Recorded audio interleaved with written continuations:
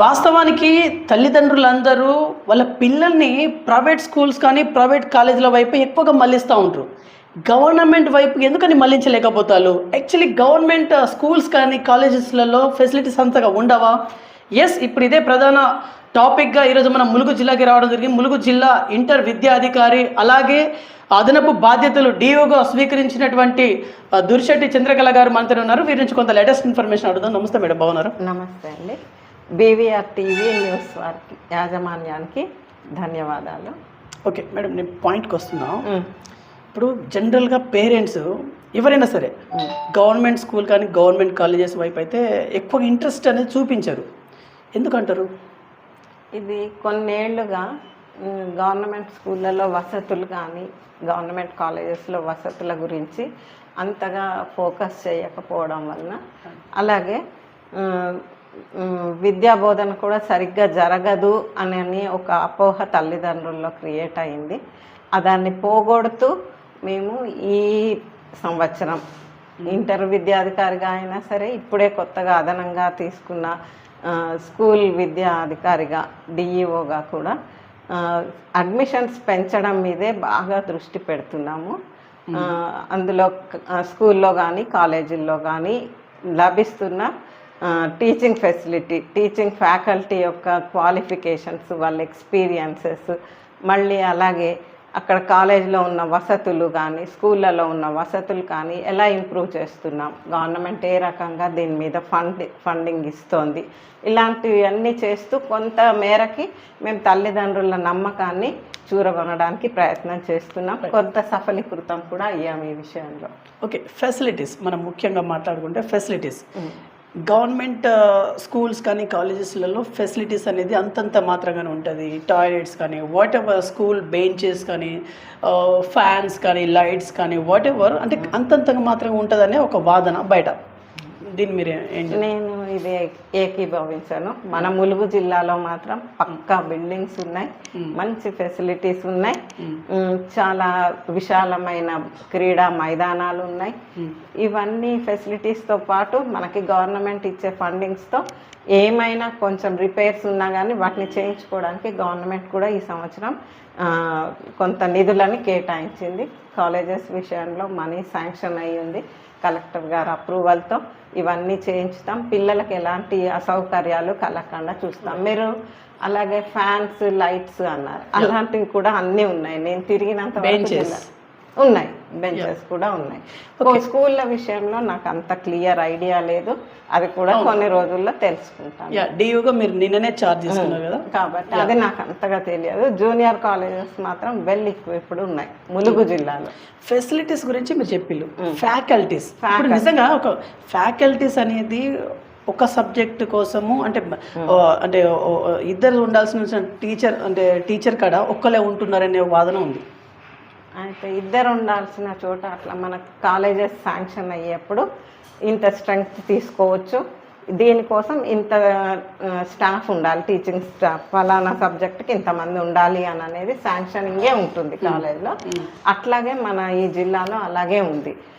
మరి ఇద్దరు ఉండాలి, ముగ్గురు ఉండాలి అనే అవసరం మన జిల్లాలో మాత్రం ఇప్పటి వరకు నా నోటీస్లో లేదు. ఓకే మేడం, యాక్చువల్లీ ఇప్పుడు మీరు అదనపు బాధ్యతలు కూడా స్వీకరించాలి కదా డిఓగా. How is your feeling? Actually మీకు బరువు బాధ్యతలు ఎక్కువనే ఉన్నాయి కదా?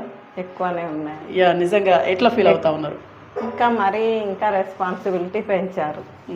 అది నమ్మకం, అధికారుల నమ్మకాన్ని నేను నిలబెట్టాలి. ఏ రకంగా నిలబెట్టాలి అంటున్నారు, కానీ ఏ రకంగా? కష్టపడాలి. ముందు నాకు ఆ సిస్టమ్ గురించి తెలుసుకోవాలి, మళ్ళీ ఆ సిస్టంలో ఎలా పనిచేయాలో చూడాలి, చేసి పిల్లలకి మెరుగైన వసతులు నేను ఎలా కల్పించగలను చూస్తాను. రైట్. గవర్నమెంట్ స్కూల్స్ కానీ గవర్నమెంట్ కాలేజెస్ కానీ ఒక మాట వినిపిస్తూ ఉంటుంది, నాణ్యమైన విద్య దొరకదు. ఏం చెప్తారు దీనికి? ఇది నేను ఒప్పుకోరా? ఒప్పుకోను. క్వాలిఫైడ్ టీచర్స్ ఉంటారు మన దగ్గర. క్వాలిఫైడ్ టీచర్స్ వాళ్ళ ఎక్స్పీరియన్స్ని తప్పకుండా పిల్లలకు షేర్ చేస్తారు.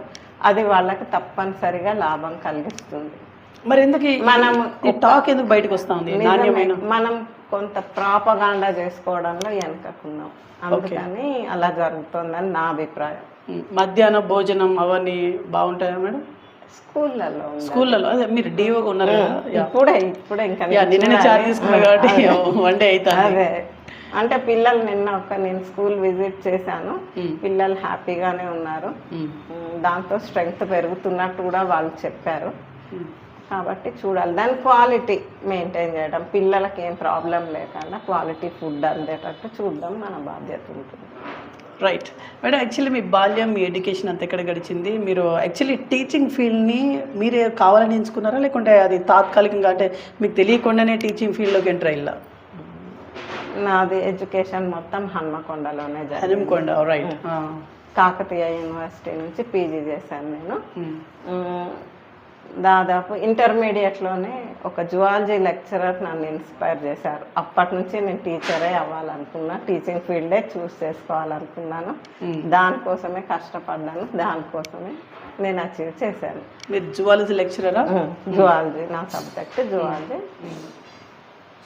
ఇన్నేళ్ల సర్వీస్, 92లో సర్వీస్లోకి వచ్చాను. ఎప్పుడు రిగ్రెట్స్ లేవు. నేను దీంట్లోకి వచ్చినందుకు ఈ ఫీల్డ్లో నేను ఎంజాయ్ చేస్తున్నాను. ఓకే. సో మోస్ట్లీ ఇప్పుడు దగ్గర 33 సంవత్సరాలు. ఎస్, ఈ ఇన్ని సంవత్సరాల్లో మీ సర్వీస్ మొత్తం మీద మీరు సంతృప్తికరంగా ఉన్నారా? సంతృప్తికరంగానే ఉన్నా. నాకు ఇష్టమైన ఫీల్డ్ కాబట్టి నేను సంతృప్తికరంగానే, నాకు అనుకూలంగానే మలుచుకుంటూ పనిచేశాను. ఏమన్నా అరే అది చేయాల్సి ఉండే, అది నేను చేయలేకపోయినా కదా అనేది ఏమన్నా మిగిలిపోయిందా? అట్లాంటిది సర్వీస్ మొత్తంలో నేను చేయాలనుకున్నది నేను చేశాను. మీ సర్వీస్ మొత్తం మీద ఎంత సంఖ్యలో స్టూడెంట్స్ బయటికి వెళ్ళాలి మేడం?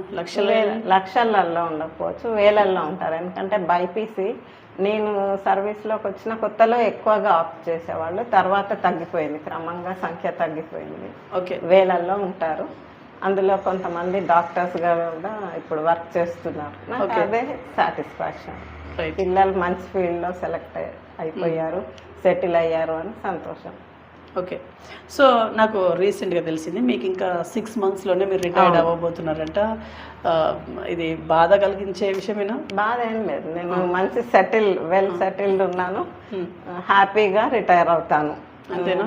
అంటే మీకు నచ్చిన ఫీల్డ్ కాబట్టి మీరు అరే వదిలేసి వెళ్తున్నామనే ఒక బాధ అట్లాంటిది ఏమీ లేదు. చేయగలిగినంత చేశాను నేను నా సర్వీస్. ఇప్పటి వరకు ఎలాంటి చెడు రిమార్క్ తెచ్చుకోకుండా చేశాను, అలాగే కంప్లీట్ చేయాలనుకుంటున్నాను. అదే నా కోరిక కూడా. ఈ 6 months, రానున్న 6 monthsలో మీ టార్గెట్ ఏంటిది? రానున్న 6 monthsలో విద్యారంగంలో కొంచెమైనా మార్పు ఏదైనా చూస్తానేమో అనుకుంటున్నాను. మార్పు అంటే ఏం మార్పు? క్వాలిటీ ఇంప్రూవ్ అవ్వాలి. అంటే ఇప్పుడు క్వాలిటీ లేదా? ఉంది, ఇంకా ఇంప్రూవ్, ఎప్పుడైనా బెటర్మెంట్ కోసమే. అంతే, క్వాలిటీ ఇంకా మెరుగుపడాలి. ఇంకా పిల్లలకి అవసరం ఉన్నది ఏంటి, ఇప్పుడు సొసైటీ నీడ్స్ ఏంటి, అట్లా మనం అడాప్ట్ అయిపోతుంటే బాగుంటుందని నా ఫీలింగ్. డిఈఓగా మీరు నిన్న చార్జ్ తీసుకున్నారు కదా, యాక్చువల్లీ స్కూల్స్లలో ఫ్యాకల్టీ సరిగా ఉండదని, తర్వాత ఫెసిలిటీ సరిగా ఉండవని చెప్పేసి ఒక టాక్ ఉండే.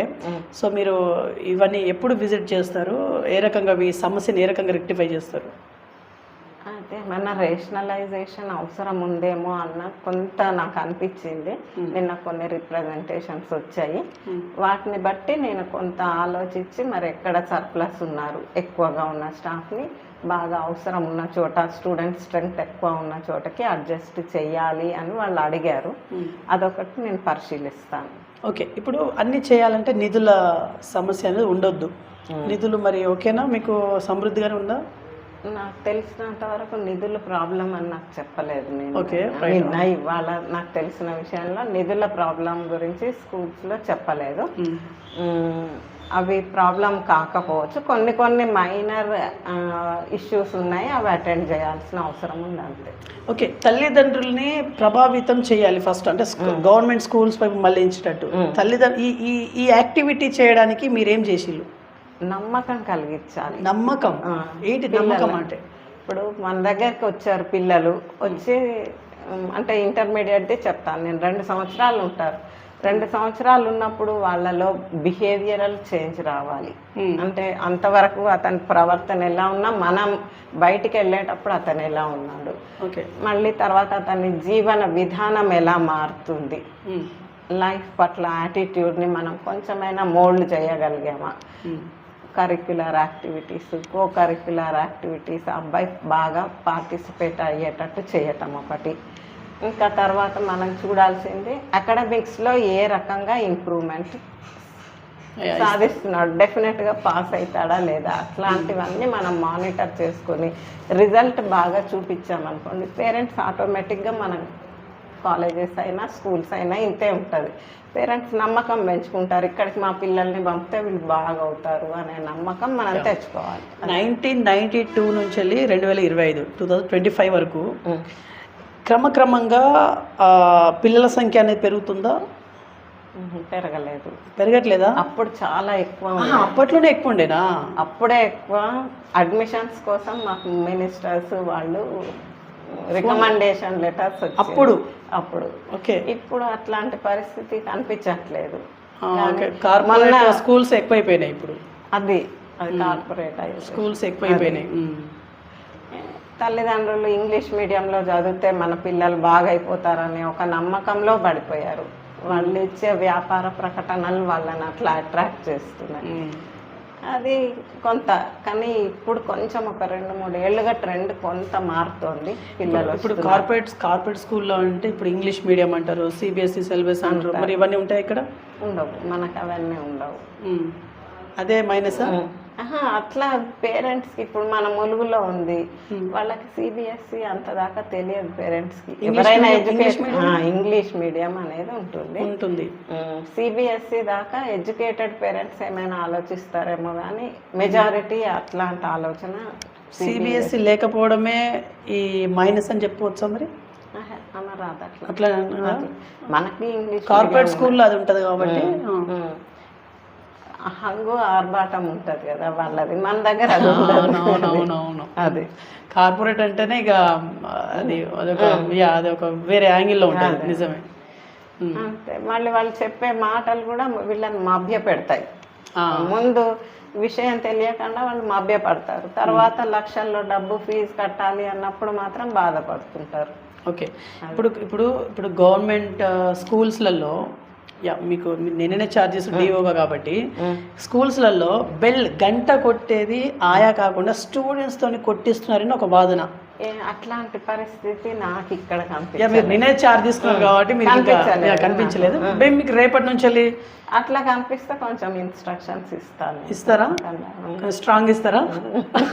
స్ట్రాంగ్ కాకపోయినా మనకు పని అవ్వడం ముఖ్యం. స్ట్రాంగ్ అని బెదిరించాల్సినంత పని లేదు, మనం పిల్లల కోసం చేస్తున్నాం, వాళ్ళని సతాయించే ఉద్దేశం మనకు ఉండదు. స్టూడెంట్స్కి మీరు ఇచ్చే మెసేజ్ మేడం యాజ్ ఏ డిఓగా? ఏదైనా నేను ఒక పేరెంట్గానే చెప్తా, వాళ్ళు కష్టపడాలి, వాళ్ళ గోల్ వాళ్ళు ఏదనుకుంటే అది అవ్వడం కోసం వాళ్ళు కష్టపడి, ఈ ఏజ్ మళ్ళీ తిరిగి రాదు, బాగా పెద్ద వయసు అయిపోయిన తర్వాత చదువుకోలేరు, మన కుటుంబ బాధ్యతలు అవి ఉంటాయి. కాబట్టి ఇప్పుడు మీకున్న ఈ అవకాశాన్ని చదవడం కోసమే, మీ ఫ్యూచర్ని డిసైడ్ చేసుకోవడం కోసమే వాడాలి. ఎలాంటి చెడు అలవాట్ల జోలికి వెళ్ళొద్దు, చెడు స్నేహాలు కూడా వద్దు. ఓకే. చెడు స్నేహాలు అంటే ఎట్లా చూడాలి? స్నేహాలు ఇప్పుడు చెడు అలవాట్లు ఉన్న పిల్లలతో మనం ఫ్రెండ్షిప్ చేస్తే మనకు కూడా అట్లాంటి చెడు అలవాట్లు వచ్చే అవకాశం ఉంటుంది. కాబట్టి అలాంటివి డిస్క్రిమినేషన్ ఉండాలి. ఇది మంచా కాదా అని కొంచెం ఆలోచించి, 1 నిమిషం ఆలోచించి, పేరెంట్స్ చెప్పేవి అన్నీ తప్పు అని అనుకోకుండా కొంత ఆలోచించి ఫ్రెండ్స్ విషయంలో అయినా సరే, అలవాట్ల విషయంలోనైనా జాగ్రత్త పడాలి. ఇప్పుడు యాజ్ ఏ డియూగా అక్కడక్కడ సోషల్ మీడియాలలో మీరు కూడా చూసి వినే ఉండాలి. నాకు తెలిసి అయితే కొంతమంది టీచర్స్ అమ్మాయిల పట్ల ఆ రకంగా అది ఇది అని చెప్పేసి మీ దగ్గర రావచ్చు, సోషల్ మీడియా వేదికగా రావచ్చు, మీరు కూడా చూసి ఉండొచ్చు మీకున్న సర్వీస్ ప్రకారం. ఇట్లాంటి ఇప్పుడు మీ సర్వీస్లో ఏమైనా ఎక్కడైనా జరిగితే ఏం చెప్తారు? ఇంకా ఏముంది, శాఖాపరంగా చర్యలు తీసుకోవటమే. కానీ టీచర్ అన్నప్పుడు కొంతనైనా మినిమం మోరల్స్ ఉండాలి. అవును, మోరల్స్ ఉండాలి. వచ్చే పిల్లలు మన పిల్లలు అనుకోవాలి, వాళ్ళ పట్ల ఎథిక్స్ ఉండాలి. వాళ్ళ పట్ల మిస్బిహేవ్ చేయడం ఎంత మాత్రం కూడా క్షమించదగ్గ విషయం కాదు. నేను చెప్పేది అదే. వాళ్ళు చిన్న పిల్లలు వాళ్ళకి ఏది తెలియని పిల్లల్ని మనం జాగ్రత్తగా ప్రొటెక్ట్ చేయాలి తప్ప వాళ్ళకి హాని కలిగించే పనులు చేయొద్దు. Right madam, last and final question. Mulugu జిల్లాలో ఉన్నటువంటి అందరికీ మీరు ఇప్పుడు ఏమైనా మెసేజ్ ఇవ్వాలనుకుంటున్నారా? పిల్లల చదువు ముఖ్యం అనేది ముందు తల్లిదండ్రులు గుర్తించాలి. మీకు ఏమైనా కుటుంబంలో ఫైనాన్షియల్ డిఫికల్టీస్, కష్టాలు ఉంటే పిల్లల్ని చదువు మానిపించి పనిలో పెట్టుకోకండి. దయచేసి వాళ్ళని చదువుకొనివ్వండి. వాళ్ళ భవిష్యత్తు బాగుండేటట్టు చూడండి. ఆ తర్వాత వాళ్ళు ఫ్యూచర్లో వాళ్ళు కావాలనుకున్న గోల్ని రీచ్ అయిన తర్వాత తప్పకుండా పిల్లల పట్ల మీరు ఎంత దయతో ఉంటారో వాళ్ళు కూడా మీ పట్ల అంత ప్రేమగాను దయతోనూ ఉంటారు. అది మీ కుటుంబాలన్నిటికీ కూడా మంచిది. రైట్ మేడం, ఇది ఇవాళ ఇన్ఫర్మేషన్. చూస్తున్నాను BVR TV news. Until then bye, take care.